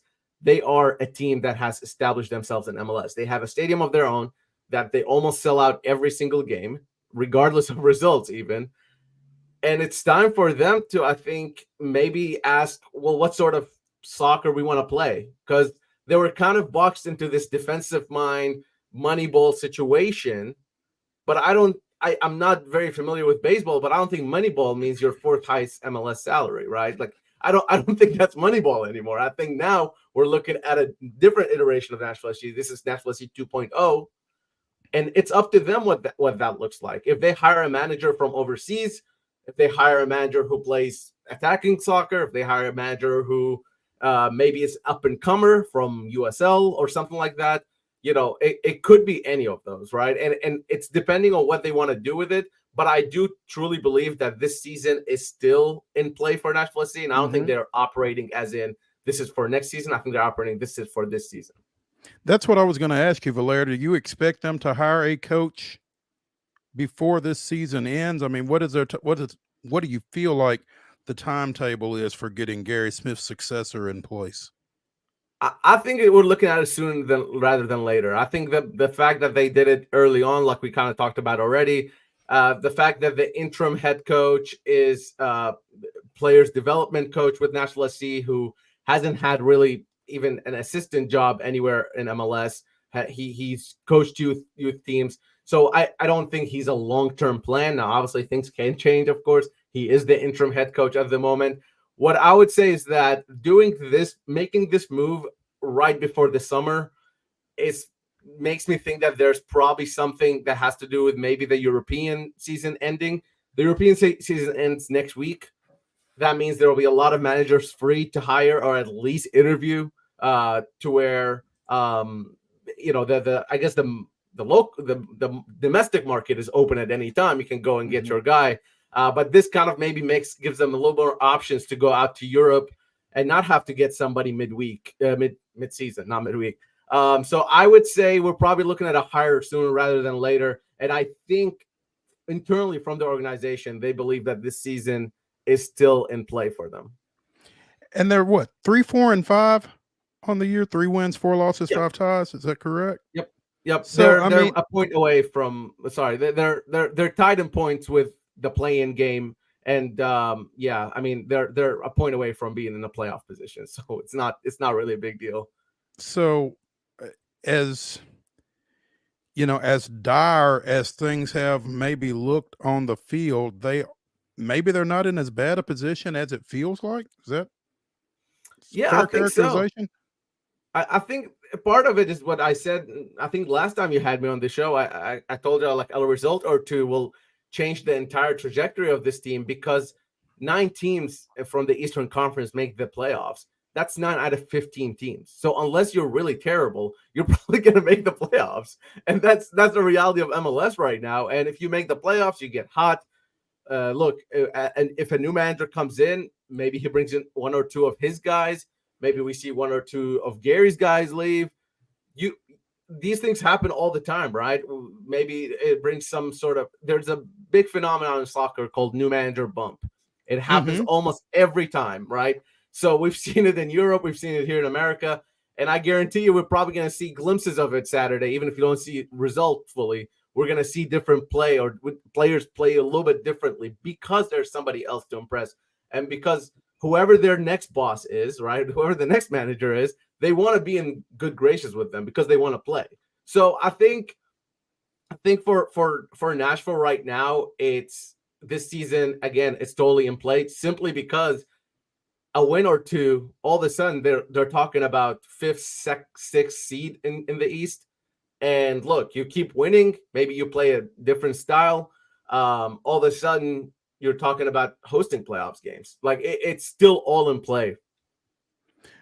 Winning cures a lot, and you made an interesting point there, Valair, with the new manager bump. I mean, sometimes, and I was talking to somebody about something different, but sometimes a new voice just kind of re-energizes things. Maybe you've seen it in other sports. Obviously, I'm not as immersed in soccer as you are, or even Wade, but I mean, so that is kind of a phenomenon that you have seen in that sport as well, then. Yeah, it's very common. Even you'll see like a longtime manager leaving, and then the interim will kind of get the team going for Now that has an expiration date. From what we've seen, right? It's like about 3 games or so, and then things kind of start getting back to it. But I think there are these people. Not that the players are hate Gary or anything like that. I think far from it, but I think when you hear the same message for 5 years, chances are if you hear something different, you're going to perform a little bit different, right? And I think if anything, this shows from Nashville SC that if you're not up to bar, we're setting the bar up here, we want to win trophies, and if you're not up to it, then we're going to get rid of you. And I think that message might motivate players a little bit more. And I think that's all part of it. And if you have a new manager come in, maybe they see a little bit different in a technical standpoint. Maybe they see a player play in a different position. Maybe they get that belief back and push to do something special. Valair, I'm curious. Two questions. Number one, is Nashville a big enough draw in your mind to attract a high profile, at least on paper, name to come in and be the manager here in Music City? To an extent, yes. I don't think Jose Mourinho's coming here, and I really don't. If he does, those press conferences are going to get really exciting. I'm just going to talk about one extreme to the other with Gary to Mourinho at that point, right? I don't think I'll be saying the same thing I said about Gary about Jose Mourinho. With that said, I think there's still opportunity here. We saw Charlotte get Dean Smith, who isn't necessarily a huge name, but he's a Premier League manager at the end of the day, and they were able to get him. And throughout the years, we've seen even players like Wayne Rooney come to DC, and obviously Tata Martino is another big name. But now when you talk about DC and Miami, maybe it's a little different markets and all that. I think from a Nashville perspective, I think you can sell this project to a lot of managers. I think when you say, hey, look, we gave the last guy 7 years to figure this out, I think that's going to play really well with a new manager, right? I think when you also tell them that you have a stadium, you have a fan base that cares, you have players, you have Walker Zimmerman, who was MLS Player of the Year 3 times. You have Hani Mukhtar, who won MVP just 2 years ago. And not to mention all the other players on the team, of course, whether it's Jacob Schaffelberg, who's a Canadian international, or Tyler Boyd, who is still a very, very good MLS player, and Sam Surridge, who is a $7 million striker. Like, this is not a team that is a hard sell, I don't think, when it comes to getting new managers. So I think, yes, it's a possibility. Just based on how this team has operated, getting players in, I find it a little bit hard to believe that they will go and get the biggest name in management. I really don't think they operate in that way. I think it's way more likely that we see a domestic manager, maybe somebody who knows the league a little bit, and maybe it still has that name recognition, but not as big as, a David Moyes, for example, who's been a name thrown out there.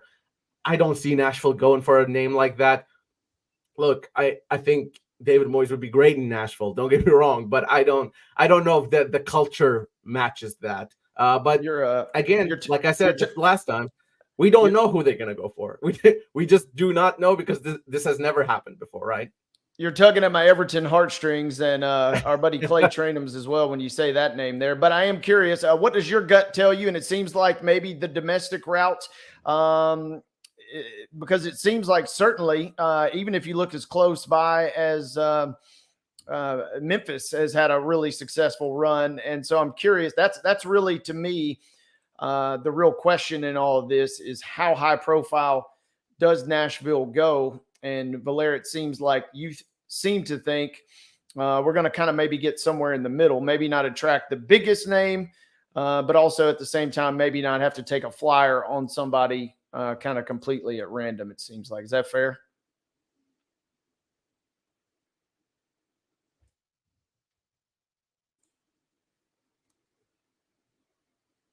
Guys, back on?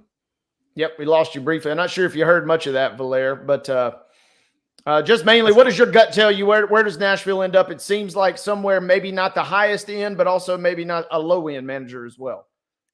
Yeah, I think you're looking at somebody. I think I heard you mention Memphis right before everything cut off. Yeah, they had a really good USL manager who then went on to Charleston and who had found success there as well. So an up and comer USL manager, I don't necessarily get that out. I think that's a possibility for them. I think somebody like Gio Savarese, who was with Portland Timbers, for example, who made it to 2 different MLS Cup finals with Portland Timbers, he's probably in play. I'm just kind of talking about the people who have known this league for a while and are available. And there's a few of them. The biggest name of them all is Bruce Arena, who Bob Bradley. Bob Bradley, of course, still out there. He had a brief stint in Norway where he was, and I think it's Norway, and then came back. And so there are sort of the established guys, right? The older established guys, and there are the up and comers, and there are the untested. There are players who are kind of never had a managerial job, is still wanting to kind of test the waters. I highly doubt they go that raw. I think they might go towards a USL guy or an MLS guy. I think those are the most likely routes for Nashville SC based on how we've seen them recruit players. You're recruiting a very American, very English sort of speaking locker room. If you go and get a manager from South America, that probably changes the dynamics a little bit. If you go and get a manager from maybe, Spain or something like that, things are probably a little different. But if you get an American manager who knows MLS really well, I don't think a whole lot changes. At the same time, since it is a clean slate, maybe Nashville SC are like, screw it, we are going to go this South American route, right? I mean, they can do that. They have the sort of capability to do something like that. So I think it's going to go.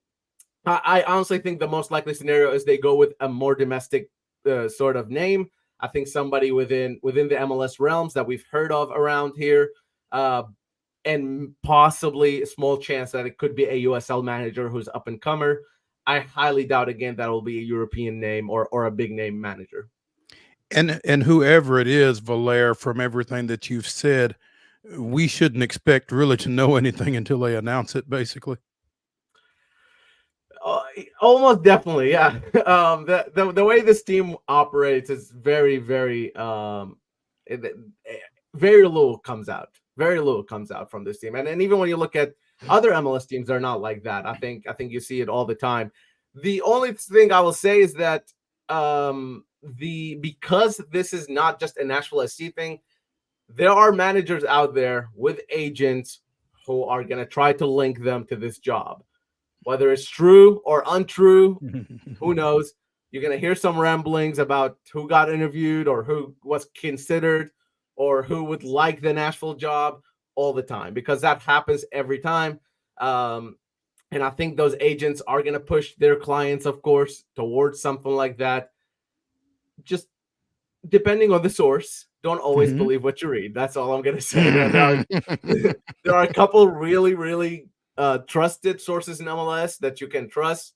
Tom Bogert from The Athletic, I will go ahead and say, if Tom Bogert says it, chances are it's very, very true. And there are locally, my colleague Ben Wright, myself, there's a couple other local people who wouldn't know probably, because these are coming from external, right? Because it's coming from the other side. So I would say just keep an eye out. Don't trust, one of those websites that just has like AI written articles. It's not wise. It's not. Don't trust everything on the internet. And there are a lot of trolls out there who just puts out tweets. Just verify the account, and I guarantee you, Jose Mourinho will not be hired by Nashville SC. Famous last words. Jurgen Klopp also not coming, I guess. I don't think so. I do not think so. What Valair is telling you is, unless you see it with at VALAIR SHABILLA, be careful. Valair, we appreciate you taking some time with us here on this Friday afternoon to delve a little deeper into this. Again, Nashville Soccer Club hosting Atlanta United at what, first touch at 12:45 tomorrow? Is that right? 12:30. Yeah, they'll probably do 10 minutes of entertainment. So yeah, 12:45. Okay, all right, sounds good. Over at Geodis Park, and we will be checking back in with you, man. We appreciate it. Thanks, y'all. And the game is on national television as well. So if you don't have Apple Pass, MLS Season Pass, I believe is on Fox or Fox Sports, one of the two. I believe you're right. So yeah, you can see it on regular TV. Joy. Valair, thanks, man. We'll catch up with you, brother. When we come back here on Main Street Sports today, it's the final segment of the week. Wade and I will tell you what we are kind of looking forward to this weekend. So stay tuned as we return to the Lee Company studios after this.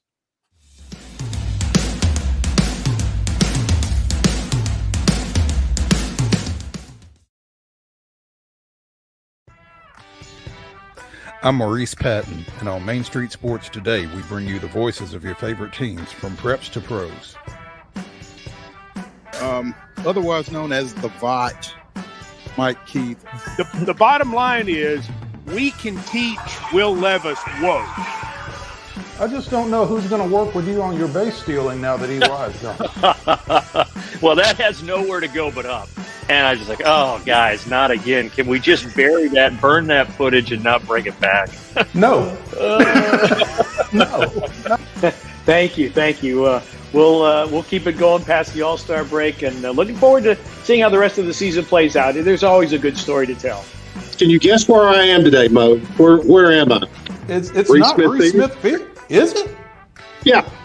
Because anytime you play Chicago, you want to win. That's just you got that right, and that's bottom line. Be a buzz.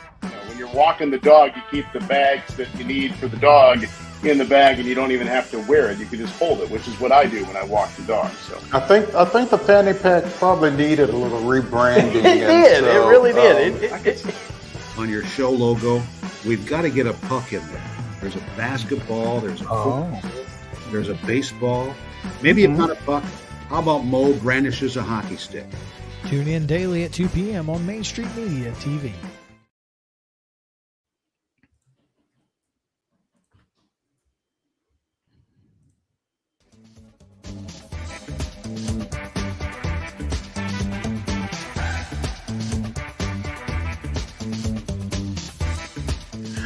Winding down the week here on Main Street Sports today, presented by the Tennessee Orthopedic Alliance of Columbia. I'm Maurice Patton, along with Wade Neely. This is the weekend update. And again, this is the final segment. Wade, we are on the home stretch. We made it through another week.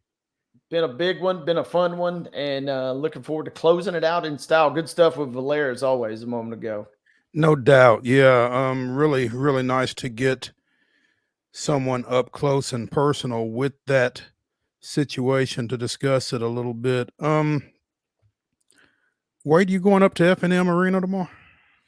You know, I hate that I'm going to miss the regulators. And I hate to even ask this, but I assume it's worth asking at this point. I assume the game is going to happen as it was originally scheduled. Is that correct?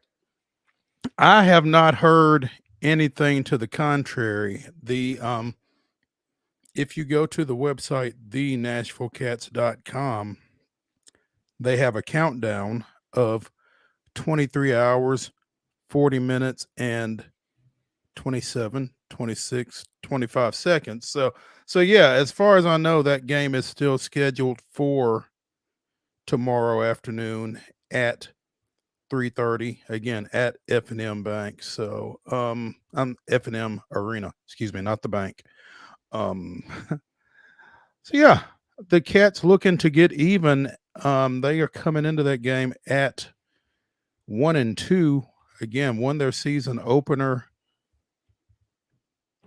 at Municipal Auditorium, dropped one at Albany, and then fell last week to the Salina Liberty. So Again, 3:30 kickoff tomorrow at F&M Arena as they take on the Regulators of Wichita. And I'm sure our resident alt football expert, Chris Yao, will have plenty to say on Monday regarding that outcome. Speaking of alt football, the UFL heads into week 8 this weekend. 2 games tomorrow as Memphis travels to Michigan. That game can be seen at 3 o'clock Central on Fox, followed by Houston and Birmingham at 7 o'clock on ESPN2. On Sunday, the DC Defenders go to St. Louis for an 11 o'clock kickoff on ABC, followed by Arlington and San Antonio at 3 on Fox. I think Birmingham has already kind of wrapped up the regular season. I'm not sure. Feels like it anyway. Yeah, all they do is win, win, win. I'm looking for some standings, and I'm not readily finding them, but that is the slate for this coming weekend in the UFL. NBA playoff action continues, and we got a game 7 following Minnesota's thrashing of Denver last night, 115-70. Yeah, it was not a good night for Denver. Mike Conley was back for Minnesota, and it seemed like him pulling the strings had everybody clicking. Edwards was back to his normal self, although Edwards had a really scary injury situation where he landed right on that tailbone, and it did not, number one, it looked painful as heck, but also looked like he might potentially depart for a while, but he guts it out. Everybody on Minnesota looked much better. I'm not going to say it was all with Conley being back in the mix, but man, he certainly had that offense humming, whereas Denver did not look great at all. And Jamal Murray's kind of been very odd in this series. He has not really played great in a couple of games. In the games he's not played great in, spoiler, they've not looked great in. And so game 7 is going to be pretty entertaining, I think, because Minnesota, this has been the ultimate head scratcher series. Just when you think you've got it figured out, everything flips. We saw Minnesota clobber Denver the first 2, and then we saw Denver win 3 straight, and you're thinking, okay, this will be a wash. But no. Minnesota came to play last night. And you could get a second game 7 this weekend if the Pacers are able to push visiting New York tonight. New York leads that series 3-2 going back to Indiana for this 7:30 tip on ESPN. So could be looking at a couple potentially on Sunday. Could be good there. And then if that's not enough to whet everybody's appetite, if Oklahoma City can somehow pick themselves up off the mat one more time, they play tomorrow night at Dallas. But Luka's been banged up. He doesn't look totally the same. Mm-hmm. And Dallas had that one game a couple nights ago where they just missed a ton of free throws, which is borderline unthinkable in the NBA. But that'll be a fun game tomorrow night. And then that game 7. So we're looking at potentially 2 game 7 Sunday. And then just to get everybody really a little more jazzed up on Monday, that could be kind of the one to put a bow on this round of the postseason here in the NBA. And Boston says, yeah, y'all go ahead with your game 7s. Yeah, Boston We're perfectly fine with it. Boston's sitting back. Yeah, obviously they want Knicks and Pacers to go 7. Obviously just from the team just wearing down, but they're also thinking if the Pacers win, okay, cool. But they're also thinking if the Knicks win, that gives them one more game for somebody else to get hurt, because the Knicks basically trotting out a 7-man lineup every night. They just continuously have ran into unfortunate depth issues, and it has not been pretty, but they still lead that one. And I will not be shocked if they go in and beat Indianapolis tonight. I'm kind of hoping for Game 7 only if for nothing else. On Sunday afternoon, we get one more game back at the Garden in a Game 7 situation. That place has been electric. It always is, but it has been in a crazy, crazy level this year. And seeing that Sunday afternoon would be pretty epic. You know, I just think that Knicks fans have been so hungry for success that they have really turned it up to another level in this postseason. Yeah, they have brought the energy, and it's kind of unfortunate because, again, Thibodeau obviously always gets the rep of running the guys into the ground, and you're thinking that's kind of what has happened here, but it's really just been dumb luck and unfortunate injuries. They've seen a couple guys take knocks throughout this series, and it has not been kind of the traditional Thibodeau just running everybody into the ground. So if they can pick themselves up off the mat, it does feel like, though, that Boston is kind of just sitting back, just licking their chops. Just doesn't matter who they get. They're feeling like they're going to cruise in that series. At least that's what they're thinking. We'll see. Sure. You know, is it as simple as because Mystic Dan won the Kentucky Derby and he is running the Preakness that he is the favorite for the Preakness? You know, conventional wisdom would tell you that. How many times, though, do we see that this doesn't play out? I did text a friend of mine today who wanted me to remind some folks. And this I found kind of interesting. There is a horse that's racing this weekend, Tuscan Gold, who's a Chad Brown owned horse, and you know he's had some chops in this game a long time. Could have ran in the Derby, but decided to skip, which usually you don't hear that part. Usually you hear about a horse skipping the Preakness and then saving up for the Belmont, but skips the Derby. And Chad Brown has pulled this move off before, so wouldn't be surprised, my buddy says, if Tuscan Gold can make a run. Mystic Dan, it'd be cool, obviously, to set up the Triple Crown. I am not going to be shocked if he does not pull it off, though, after an epic run a couple of weeks ago in Louisville. I'm not going to be surprised / almost not expecting him to pull it off this weekend. He is, if my math serves me correctly, at 8-5. He is the favorite. Imagination's at 3-1. Catching Freedom is at 7-2, and Tuscan Gold is at 9-2. That seems to be half the field, basically, because Muth has scratched. And everybody else is a double-digit odd coming into tomorrow's race up at. And those will change a little bit with the way that horse betting odds go. Those will change a little bit between now and then.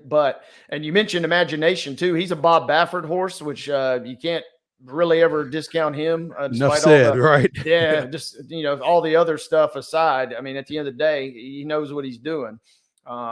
But my buddy says poor position and lost his last race, so maybe not coming in with a little bit of a run here. But the Preakness is fun, and like we always obviously hope and pray that the Derby winner. That's the only bad part when we kind of have an underdog in the Derby is it kind of really limits your expectations, your excitement level for the Preakness, unless they can pull it off, and then obviously it's right back on getting ready to head to the Belmont in a couple of weeks. Exactly. Yeah. So to kind of gin up that excitement for the Belmont, you'd like to see Mystic Dan come through tomorrow. So we'll see how that one goes. Wade, what you got going this weekend? Anything? Nothing? This weekend, a couple friends are visiting from out of town in Nashville, so we're going to hang there. Definitely going to be watching some NBA playoffs. Going to check out, maybe go to Geodis, maybe check out that match tomorrow to see the fans show up and support. Rumba Munthali is the interim man. Go. So he's hopefully going to get some love. Don't know that he'll get a shot long term, but it'll be fun to watch him. What you got cooking?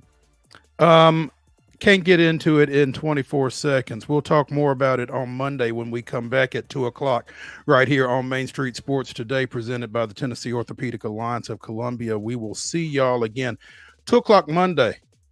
Have a great weekend.